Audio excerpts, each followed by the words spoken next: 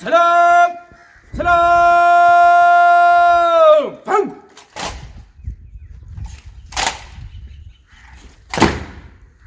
په مومند ضلع کې په غننۍ هډ کوارټر ډي سي آفیس کې د یوم قراردادي پاکستان د 30 مارچ په مناسبت دستور وشوه چې پکې ډیپټي کمشنر ډاکټر احتشام الحق د دستوري آغاز د جنډې د اوچتولو نه وکړو. په دې موقع قامي ترانه هم وړاندې کړې شوه او مقامي پولیس دستې لخوا سلامي هم وړاندې کړې شوه. وروستو یوه دستور وشوه چې پکې قامي مشرانو او عوامي نمایندګانو هم ګډون وکړو. د دستوري آغاز د تلاوت کلام پاک نه مولانا شبیر خان وکړو. دستوري ته د ډیپټي کمشنر ډاکټر احتشام الحق وینا وا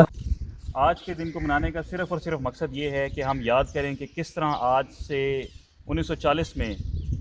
तमाम बर सग़ीर के मुसलमानों ने मिलकर कायद आज़म की सरबराही में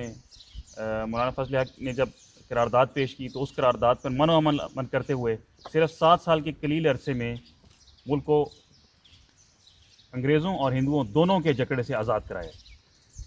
तो अगर हमारे आबाओ अजदाद 7 साल के अरसे में उसके पीछे एक बहुत लंबी जद्दोजहद शामिल है, लेकिन करारदाद के बाद सिर्फ 7 साल का टाइम है जिसमें मुसलमानों ने कुर्बानियाँ भी दी, मुसलमानों ने मुश्किलें भी सही, लेकिन उन्होंने हमारे लिए खिता हासिल किया जिसके लिए हम पिछले 75 साल से कुर्बानी भी दे रहे हैं, मेहनत भी कर रहे हैं. په دې موقع د پاکستان زنده‌باد نارې هم ووهلې شوې. دستوري ته اسسټنټ کمشنر هم وینا وکړه او د 30 مارچ په اهمیت رڼا واچوله. د 30 مارچ په اړه د لوړ مومند چیرمن ملک نوید احمد وینا وا نن دلته په غلنۍ کې په هډ کوارټر کې په ضلع مومند کې د 23 مارچ په مناسبت سره یو غونډه شوې وه او په هغې کې دلته چې کومه دی پرچم کشایي وشوله او په هغې کې موږ